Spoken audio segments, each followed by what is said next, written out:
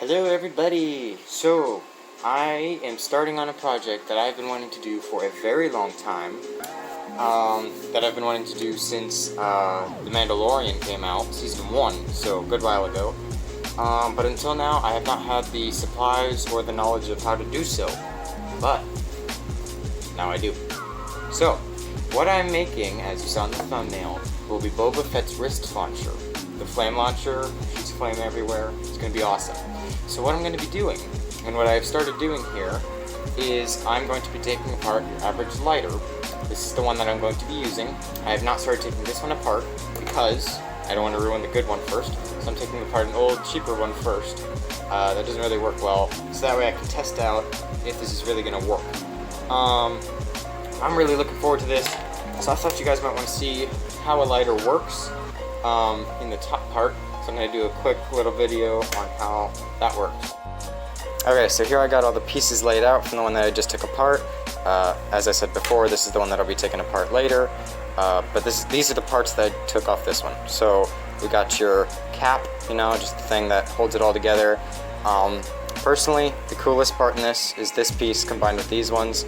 So what you do, as you know, is you spin this wheel, and as you spin it, it rubs against these two pieces here and creates the spark, which ignites the gas, which is being let out of this with the spring and the lever piece, which is pulling up on it, and then you strike the spark, which ignites the gas and ignites it permanently, keeping it going until you restrict the flow of gas and stop it.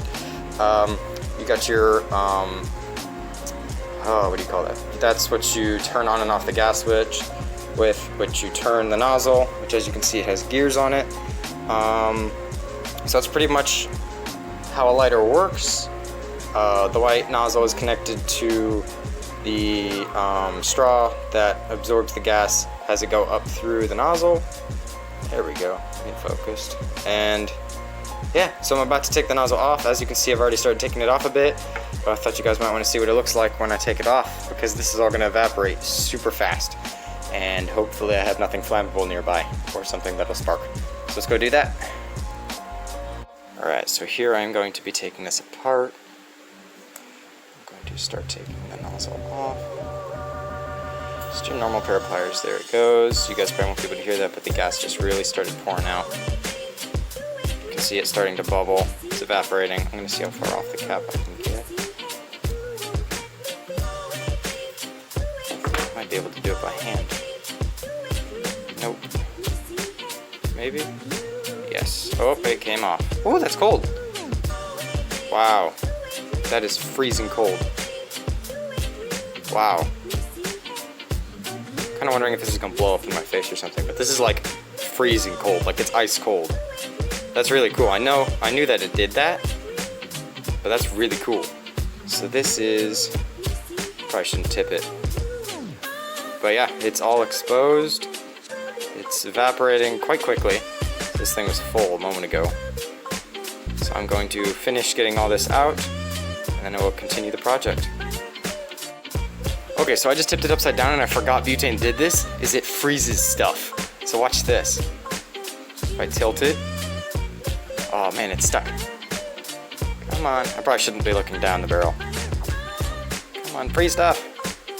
Oh wait, oh it all evaporated. Oh, that's not cool.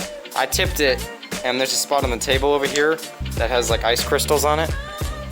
Like, it froze. Like that was cool. So I wish I hadn't have done that. I'll try to make sure I get this one on video, but that was really cool. Alright, so now that I got all of it out, the next step is to fully screw this back on.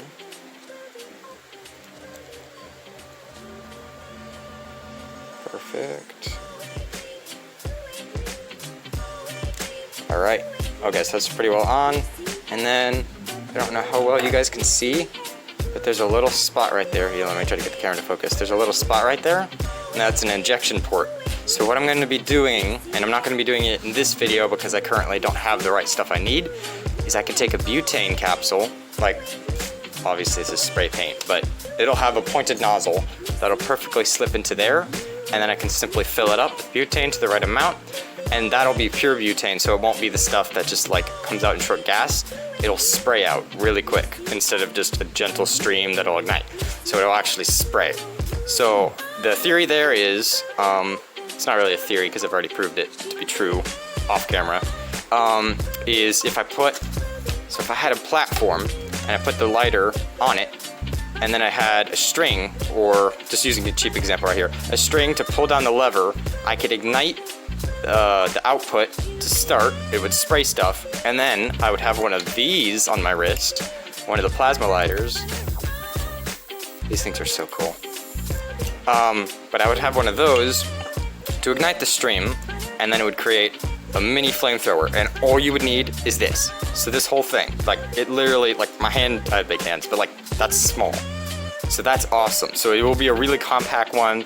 It'll fit on my wrist. I haven't decided how I'm gonna make the plate yet. I might make a steel cutout to weld this onto, although I think it might be aluminum, which is not weldable.